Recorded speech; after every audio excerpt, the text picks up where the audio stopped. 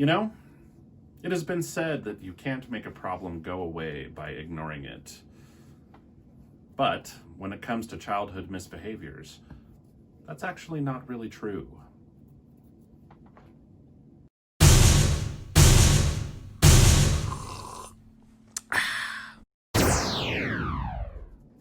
Okay, I get it. They've got the point. Thank you. Hi, this is Dr. Brett Pierce, child psychologist, coming at you with another video, this time on what to do but not to do in order to help kids with misbehaviors. And in fact, the title of this video is going to be something to the tune of how to not do anything to help kids with misbehaviors. Really. You see, I think in our culture, we are really preoccupied with doing things with kids, like punishing them, providing them with consequences, providing them with rewards, all kinds of manner of things that we think are going to help kids. And sometimes they can really help. Certainly, ignoring misbehaviors or not really engaging too much with misbehaviors is one of many tools. But the truth is, very often the most powerful thing that we can do as adults is not much at all, which is to say, often misbehaviors are bids for attention, things like that, and not really engaging too much with them can help take away their power. It's sort of like not engaging with someone who is being really negative with you in your life and then waiting until they start to show some positive behavior before you then start to engage with them and talk to them and things like that. So let's talk about a couple of common examples of this behavior. So, example number one, hassling. What do I mean by hassling? Well, I don't know, kind of like what was happened earlier with whoever it was that was bothering me. Basically what was going on, it was any kind of behavior that is kind of teasy, going a little too far, trying to get a rise out of me, trying to get me mad, trying to get me upset. It's not outright aggression, because that's kind of a different thing. It's more like hassling. And when we, including kids, when we hassle people, half the time it can be affectionate, sometimes it's not. It can be kind of a mix of all these things, but the whole point of it is to get a reaction out of someone. Whether that reaction is positive or negative, the whole point is to get a reaction. So, interestingly enough, when we do things in response to that misbehavior that is being hassled, then we often just go along with the behavior, which is to say we reinforce it. We give what is being, looked for by the kid. So the best thing to do often is not really respond too much at all. We can call this ignoring, but I want folks to be careful with that, because I hear ignoring being defined as like locking a kid in a room for 3 hours and not giving them any attention. No, that's isolating, not ignoring. Ignoring basically means not to engage too much with. So let me illustrate this real quick. So cue monster. Here's the wrong way to do it. Hey, wait, no, knock it off. Hey, stop it. I'll get you in trouble. I'll take your Switch away. Nope, stop it. You're not going to get any ice cream.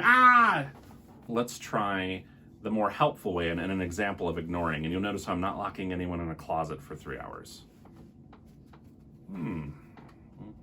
Yeah, someone's trying to get my attention here. Someone's hassling me. Okay.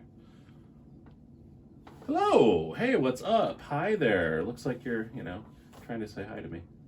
There we go. Yeah. So, do you see how that worked? Yes. Now, I will grant you, this is, it's a puppeteer who's, following along with the script, I guess. But it really can work that way.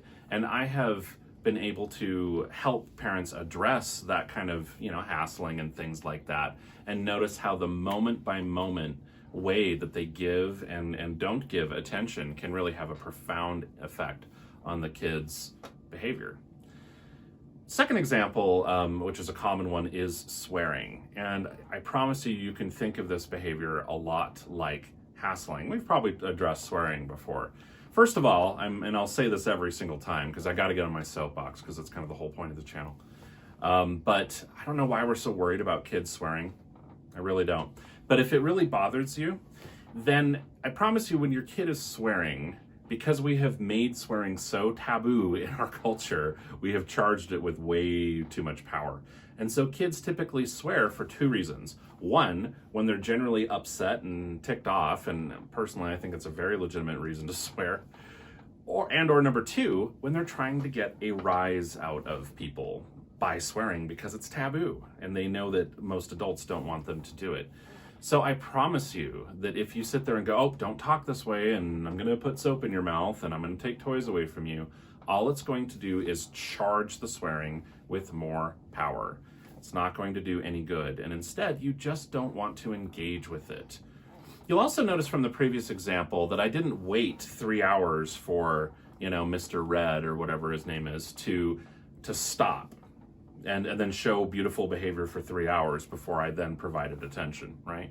Like the very moment he slowed down and stopped hassling me, then I provided my attention, because that really signals the kid what we're looking for and what pleases us. But coming back to swearing, same idea.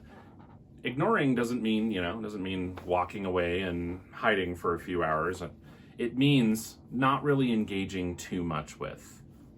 These are powerful things, really, when it comes to helping kids with misbehaviors, particularly those kind of frustrating sort of mid-level misbehaviors that are really persistent and really annoying and irksome, and that don't seem to be responding well to other ways of managing them. And the reason that they don't seem to be responding well is because, in a sense, we don't want to manage them. We do, but we don't want to manage them by reacting a lot. Instead, we want to not engage too much and wait until we see even just neutral behavior, and then we want to be like, oh, hey, there you are. I see, I'm so glad that you're trying to get my attention in a friendly and calm way. And then we can help signal kids what we want to see. And in fact, I've seen attention-seeking behavior even lead to aggression, particularly in younger kids. One example that I've just seen hundreds of times is when you have a very active, energetic, often pretty extroverted young kid who just loves to be on stage, loves lots of attention. There's nothing wrong with any of this, by the way. And what will happen is kid will come up to parent and then try to get parent's attention.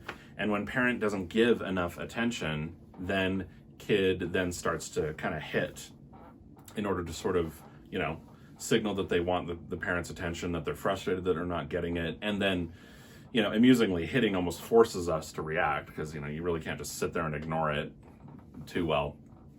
And so that kind of a situation requires paying attention to attention and our selective giving and not giving of attention, as well as some other things, antecedent strategies and other behavioral things that we'll probably get into later in the channel. But the bottom line is, very often when we're struggling with misbehaviors, the best thing that we can do is not really engage too much with behavior that we don't want to see, and then engage with positivity at even neutral behavior, and then especially to positive behavior. And it can be a very powerful moment-by-moment tool to help kids along with good behavior. So at any rate, thank you for listening.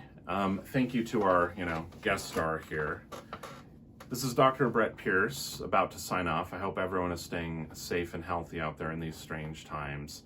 Please do feel free to subscribe to the channel if you find this content useful. There's also a bell notification that can be bonked in order to be notified when my next video goes live. Otherwise, please take care. Bye-bye.